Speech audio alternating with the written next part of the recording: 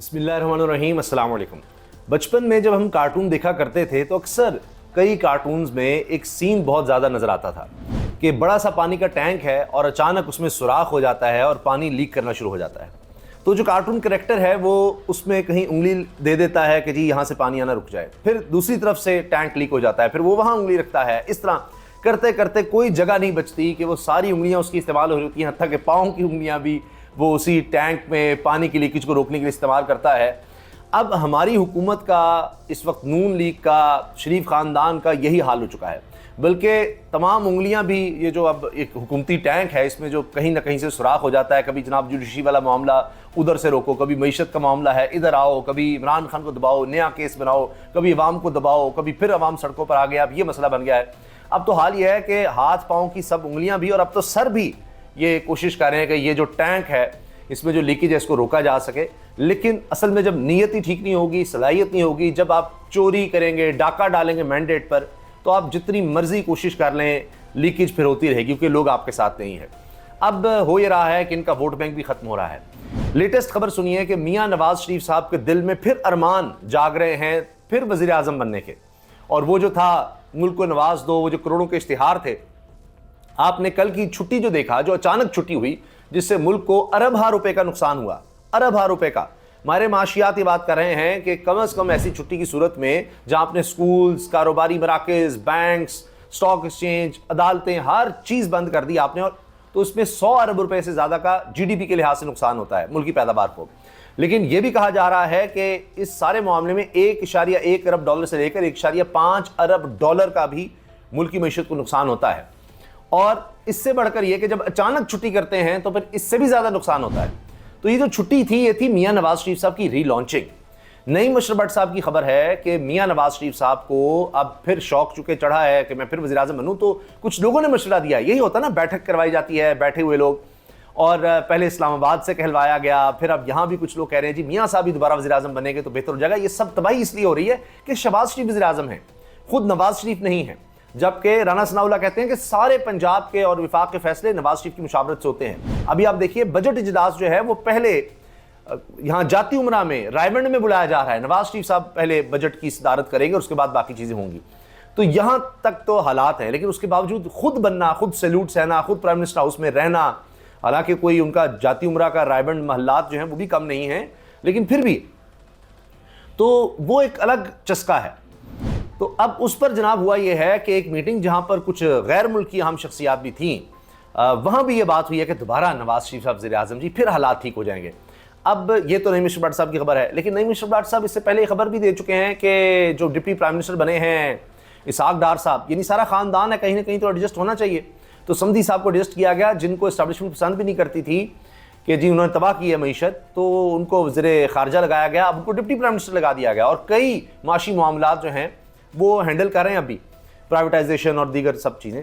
तो वो भी एक गैर मुल्क की सिफारिश, बल्कि उन्होंने तो खबर दे दी थी सऊदी अरब की सिफारिश से, उन्होंने वहाँ से सिफारिश करवाई।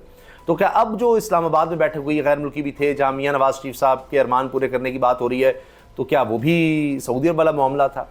क्योंकि चीन तो हो नहीं सकता, इसलिए कि चीन की तो डिमांड आ गई है सामने। चीन ने कहा है कि ज़रबे अज़्ब जैसा एक और ऑपरेशन करें BLA के खिलाफ, TTP के खिलाफ, मजीद ब्रिगेड के खिलाफ, जितनी दहशतगर्द तंजीमें उनके खिलाफ एक और ऑपरेशन करें ज़रबे अज़्ब जैसा। और चीन के तरफ डिमांड्स भेजेगी कि जी शहबाज शरीफ साहब आ रहे हैं तो हमें ये चाहिए, हमने आपके कर्जे वापस करने हैं, हम नहीं कर सकते, हमें फ़लाँ प्रोजेक्ट चाहिए, CPEC में कुछ बेहतरी चाहिए, सारी डिमांड्स रखी, कुछ करेंगे तो फिर हम आएंगे कटोरा लेकर। तो आगे से जनाब नायब वज़ीर ख़ारजा ने कहा है कि चीन के नायब वज़ीर ख़ारजा ने कि आप ऑपरेशन ज़रबे अज़्ब दोबारा करें। 500 अरब रुपया सिर्फ चीनी IPPs का, पावर प्रोड्यूसर्स का देना है, 500 अरब रुपया। वो है, वो मामला सही करें, बाकी जो कंपनीज के मामला हैं वो ठीक करें, सिक्योरिटी का मामला ठीक करें, बाकी बातें तो बात की हैं। तो चीन तो इस तरह की डिमांड्स कर रहा है।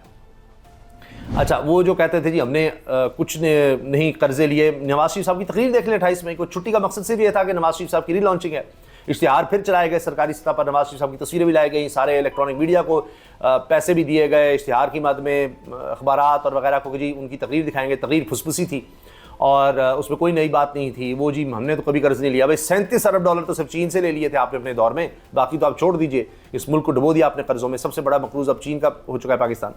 अच्छा, अब एक बड़ी ख़ास बात जो है, असल ख़ास बात जो उस तकरीर में आपको मिलेगी कि ना अब कोई जजेस बुरे थे उस तरह, ना अब जर्नैल बुरे थे, कहीं कोई नाम नहीं था। अब ज़्यादा टारगेट था इमरान खान, नवाज शरीफ साहब का। तो नवाज शरीफ साहब ये कहना चाह रहे हैं कि शहबाज शरीफ साहब की ताबेदारी छोड़िए, मैं भी ताबेदार हूँ।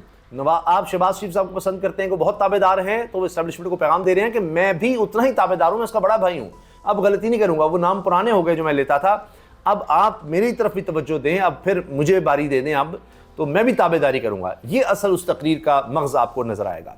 लेकिन ये सब करने के बावजूद क्या हो रहा है? सब कुछ करने के बावजूद ये हो रहा है कि विकटें गिर रही हैं। और ये जो वहाँ पर खड़े होकर शहबाज शरीफ ने कहा ना जी कि काली भेड़ें हैं जुडिशरी में, काली भेड़ें हैं, ये जो काली भेड़ें आप देखिए ना, जजेस को कह रहे हैं काली भेड़ें हैं। तो अब हुआ यह है कि इनको लगेगा काली भेड़ों में इजाफा हो रहा है, क्योंकि इनकी एक और विकेट गिर गई है। और ये जो इलेक्शन कमीशन इनके साथ मिला हुआ है और इलेक्शन कमीशन ने रिकाउंटिंग कराई, लाहौर हाई कोर्ट ने उसको उड़ा दिया है और एक और सीट जो है वो वापस तहरीक इंसाफ को मिल गई है। फैसलाबाद से सीट कही जा रही है, तहरीक इंसाफ के माइती याफ्ता उम्मीदवार जीते थे और फिर रिकाउंटिंग में इलेक्शन कमीशन ने वारदात डाली और वो जनाब वारदात उल्टी पड़ गई है। इलेक्शन कमीशन को यानी सहूलतकारी देखे ना कि अब chief justice Lahore high court ने इलेक्शन ट्रिब्यूनल्स के लिए नाम दिए थे, आज़ाद जजेस थे, जजेस की तादाद भी बढ़ा दी, वहाँ पर केसेस जाने थे और फॉर्म 45 के मुताबिक फैसले आ जाने थे। ये खदशा था तो सारा खेल खत्म हो जाना था, जिस तरह इस्लामाबाद हाई कोर्ट में खत्म होता नजर आ रहा है, तीनों के तीनों हल्के, वहाँ पर भी ये खेल रचाने की कोशिश है। इन्होंने किया कि फौरी तौर पर ऑर्डिनेंस लेकर आए।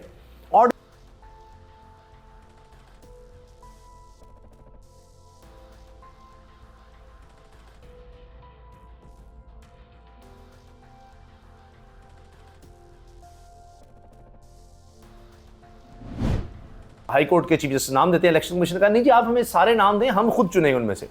तो चीफ जस्टिस ने कहा ऐसा तो कोई कानून ही नहीं है। तो अब क्या किया गया कि हुकूमत रेस्क्यू को आई इलेक्शन कमीशन के, क्योंकि इलेक्शन कमीशन ने फॉर्म 47 दिए हैं तो सारे मिले हुए हैं।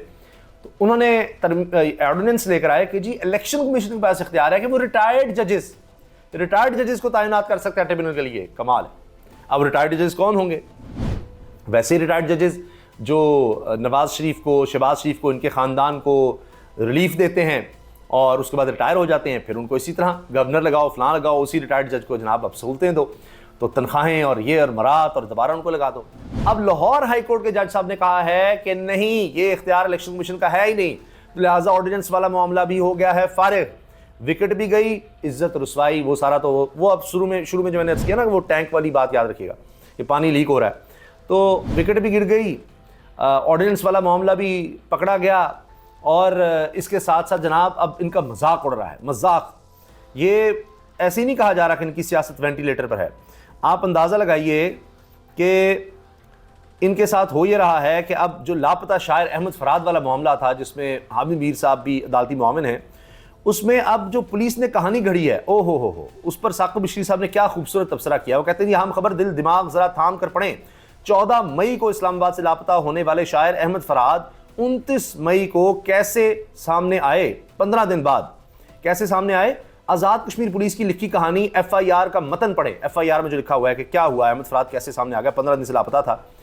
आज FIR कहती है आज 29 मई सुबह 7 बजे कोहाला पुल पर एक कैरी डब्बा जा रहा था। चेक पोस्ट पर मौजूद पुलिस एहलकारों ने गाड़ी ड्राइवर से शनाख्त तलब की, यानी जो गाड़ी चला रहा था उससे कहा शनाख्त दिखाओ जी, ID कार्ड दिखाओ।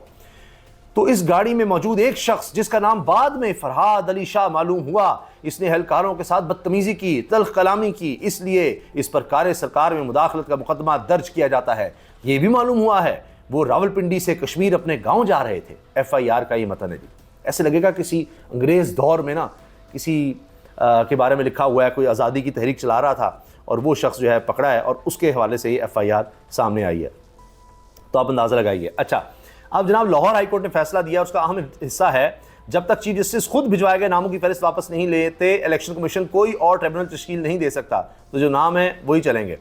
और खबर सुनिए, जज इंसदादी दहशतगर्दी अदालत सरगुदा एजाज अहमद बुट्टर को 29 अप्रैल को OSD बनाया गया। एजाज अहमद बुट्टर साहब ने सनम जावेद को गालिबन को 30 रोज़ा जिस्मानी रिमांड मंजूर किया था। 25 मई को नए जज मोहम्मद अब्बास तैनात हुए। आज 29 मई को 104 लोगों की जमानत मंजूर हो गई है एक ही झटके में।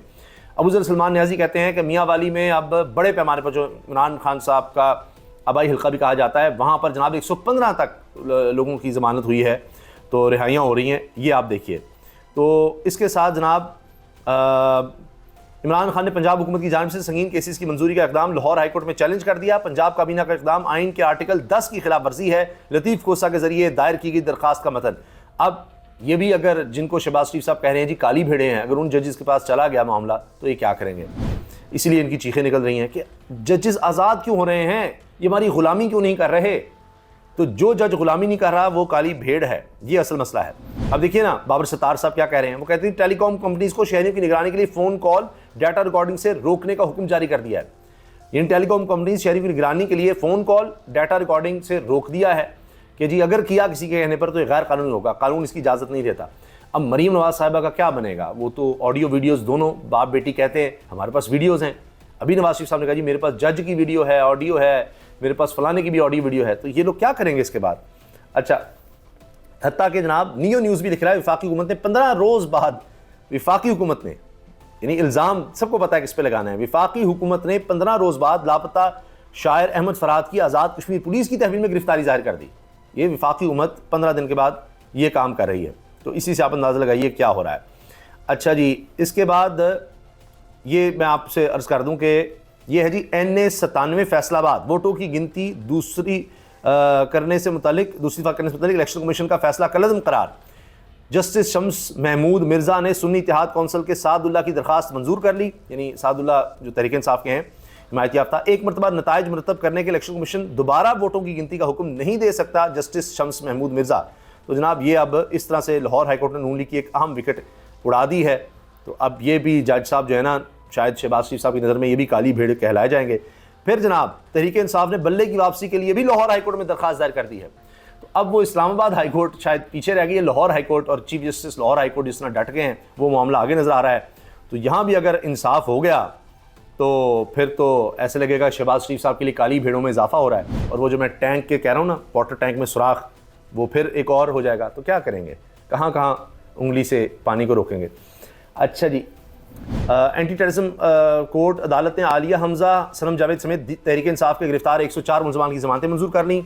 अगर मुलजमान किसी और मुकदमे में नामजद नहीं तो इन्हें रिहा कर दिया जाए, अदालत ने कहा है। लेकिन आलिया हमजा और सनम जावेद साहिबा जो है ना, खवातीन हैं, इनको अब सरगोदा के हवाले किया जाएगा जी। वहाँ पुलिस, कोई मुल्क का कोना ना रह जाए, कोई थाना रह जाए जहाँ इन्होंने आग नहीं लगाई, जहाँ ये खवातीन पता नहीं कोई उड़न खटोले में जाती हैं, कोई इनके क्या जिन्नात इनके कंट्रोल में है, क्या करती हैं कि एक ही वक्त में एक ही दिन में ये पता नहीं मुल्क के कहाँ कहाँ जाकर आग लगा चुकी हैं, क्या कुछ कर चुकी हैं। और एक और फैसला जो आया है जस्टिस शाहिद करीम का, एक और बड़ा फैसला। बैरिस्टर समीर खोसा ने सलमान अकबर राजा की जानिब से दलाइल दिया। इलेक्शन कमीशन को चीफ जस्टिस की जानिब से भिजवाए गए जजेस के नामों की फहरिस्त को इलेक्शन ट्रिब्यूनल मुकर्रर करने का हुक्म दे दिया। कि इलेक्शन कमीशन को कहा है कि जो जजेस के नाम चीफ जस्टिस लाहौर हाईकोर्ट ने भिजवाए हैं वही ट्रिब्यूनल करेंगे, उन्हीं के पास जनाब जाएंगी अपीलें। और अगर वो फॉर्म 45 के, और बकौल शहबाज शरीफ साहब बार बार कह रहे हैं, अगर वो काली भेड़े साबित हो गए तो फिर कहानी खत्म हो जाएगी, फिर इनका मैंडेट ही वापस हो जाएगा, जो कौम का मैंडेट है वो उनको मिल जाएगा। अच्छा जी, ट्रिब्यूनल में धांधली के इल्जामात की दरखास्तों को गौर करने का इख्तियार इलेक्शन कमीशन को देने का नोटिफिकेशन भी कलअदम करार। के ट्रिब्यूनल में धांधली के इल्जामात की दरखास्तों को मुकर्रर करने का इख्तियार इलेक्शन कमीशन को देने का नोटिफिकेशन भी कलअदम। किसी भी केस को किसी जज के पास लगाना ये इख्तियार चीफ जस्टिस का होगा।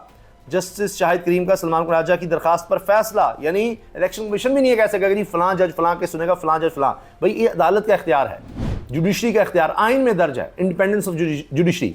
उसमें अब आप इलेक्शन कमीशन को घुसा रहे हैं सारे मिलकर। तो इनका बस चले तो ये अब पुलिस को इख्तियार दे देगा जी, राम जिस मर्जी जज को जो मर्जी कर लो। तो ये अब जजेस की जुडिशरी की बका का मसला बन चुका है। इसलिए अब इससे जुडिशरी पीछे हट नहीं सकती, वरना तो ख़त्म हो जाएगी जुडिशरी हमेशा के लिए। वो तो एक एग्जेक्टिव का टूल बन जाएगा, नहीं जिसकी हुकूमत है बस उसी के पास रह जाएगा काम। पहले ये हो रहा था।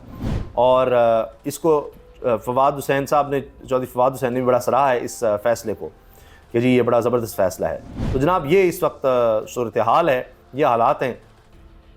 तो हर तरफ से इनको नाकामी का सामना है। बस ये वो ज़बरदस्ती होता है ना कि जितना अर्सा काबिज़ रह जाएँ तो रह जाएँ, उसके बाद कहानी ख़त्म है। इजाज़त दीजिए, अल्लाह हाफ़िज़।